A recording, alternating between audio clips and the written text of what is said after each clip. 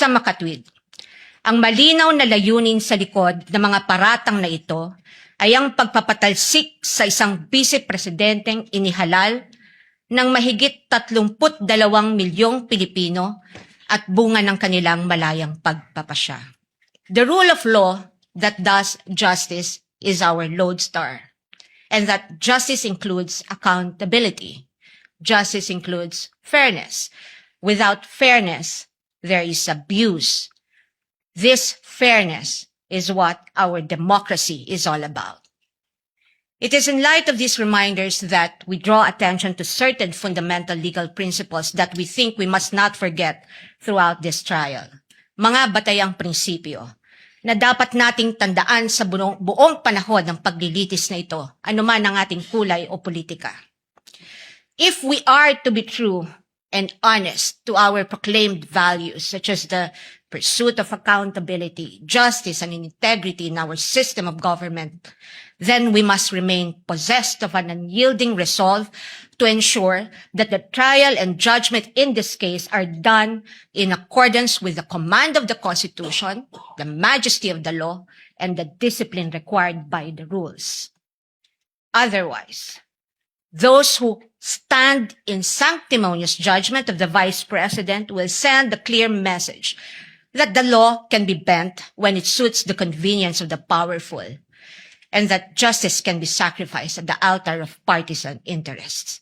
Mahalagang tandaan ang mahigpit na paalala ng ating Korte Suprema. Impeachment is not a purely political proceeding. It is primarily a legal, political, and constitutional mechanism. Ibig sabihin, kailangang naayon sa batas at konstitusyon ang anumang proseso nito.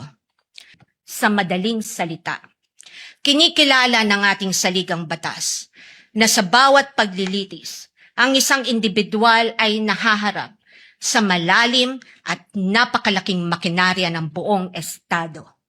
At ang tanging sandigan lamang niya laban sa anumang pang-aabuso ng kapangyarihan ay ang kanyang mga batayang karapatan sa ilalim ng ating konstitusyon.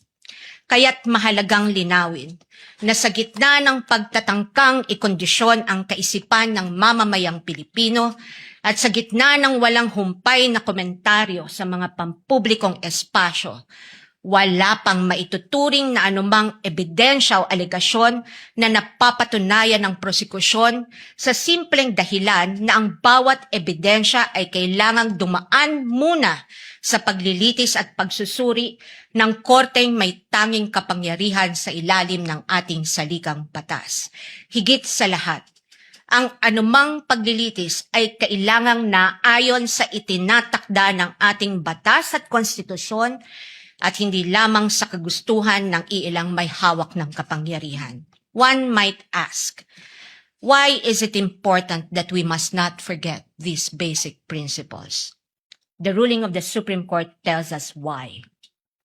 The Bill of Rights applies to the entire impeachment process because inasmuch as our court recognizes that impeachment is a political process, it reminds us that it is not a purely political process, but a legal and constitutional mechanism.